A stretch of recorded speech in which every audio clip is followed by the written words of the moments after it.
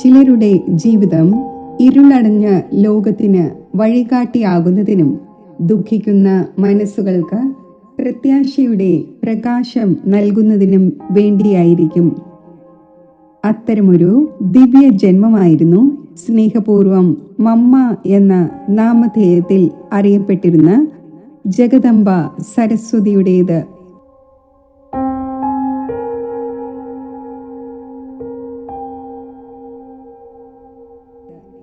1920 പഞ്ചാബിലെ ധനശേഷിയുള്ള ഒരു കുടുംബത്തിലായിരുന്നു ജനനം.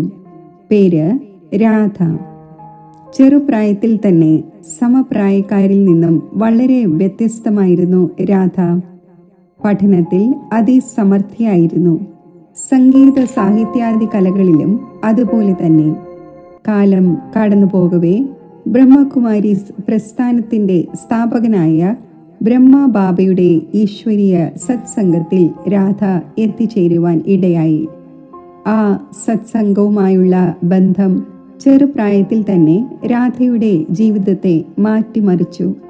രാധയുടെ ഉള്ളിലെ അസാധാരണമായ ആത്മീയ വ്യക്തിത്വവും ആത്മീയ ജ്ഞാനം ആഴത്തിൽ മനസ്സിലാക്കുവാനും അത് പകർന്നു നൽകുവാനുമുള്ള അസാമാന്യ ബുദ്ധിവൈഭവവും തിരിച്ചറിഞ്ഞ ബ്രഹ്മബാബ രാധയെ സരസ്വതി എന്ന് ആത്മീയ നാമകരണം ചെയ്തു. ജ്ഞാനത്തിന്റെ ദേവത എന്ന പേര് അന്വർത്ഥമാക്കുന്നതായിരുന്നു പിന്നീടുള്ള രാധയുടെ ജീവിതം. 1930കളിലെ ഇന്ത്യൻ സാഹചര്യം സ്ത്രീകൾക്ക് അത്ര അനുകൂലമായിരുന്നില്ല. ഒരു സ്ത്രീ ആത്മീയ നേതൃത്വത്തിലേക്ക് വരുന്നത് അക്കാലത്ത് ചിന്തിക്കുവാൻ പോലും കഴിയാത്ത ഒന്നായിരുന്നു. സ്വാഭാവികമായും സമൂഹത്തിൽ നിന്നും കടുത്ത എതിർപ്പുകളും പരിഹാസങ്ങളും ഭീഷണികളും ഉയർന്നു വന്നു. എന്നാൽ പ്രതിസന്ധികൾക്ക് മുന്നിൽ സരസ്വതി ഭയന്നില്ല. ആത്മവിശ്വാസവും ഈശ്വര വിശ്വാസവും കൊണ്ട് ഉറച്ചു നിൽക്കുവാനും പ്രതിസന്ധികളെ തരണം ചെയ്യുവാനും സാധിച്ചു.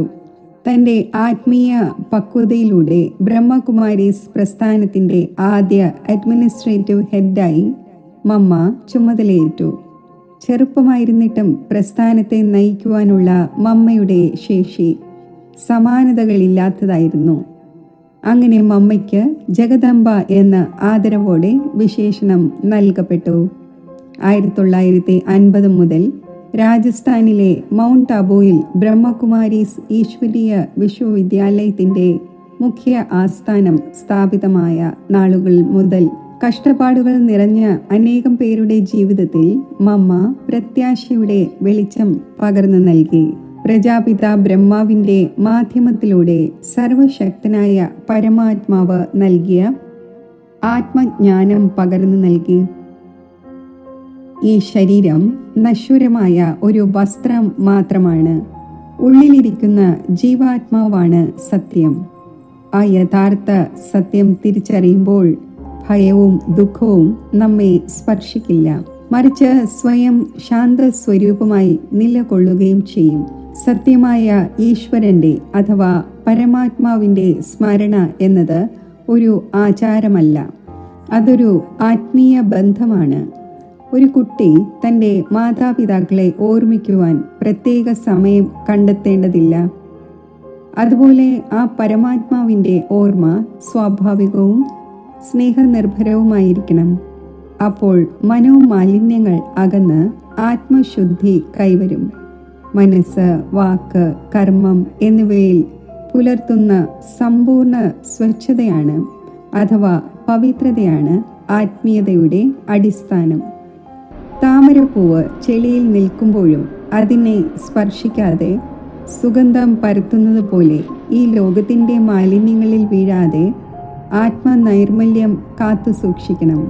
സ്നേഹം, ക്ഷമ, വിനയം, സഹനശീലം തുടങ്ങിയ ദിവ്യ ഗുണങ്ങളുടെ സുഗന്ധം പരത്തണം. ഈ മൂല്യങ്ങൾ നമ്മൾ ഓരോരുത്തരുടെയും അലങ്കാരങ്ങളാകണം. നമ്മുടെ ഉദാത്തമായ സ്വഭാവം മറ്റുള്ളവർക്ക് മാതൃകയാകണം.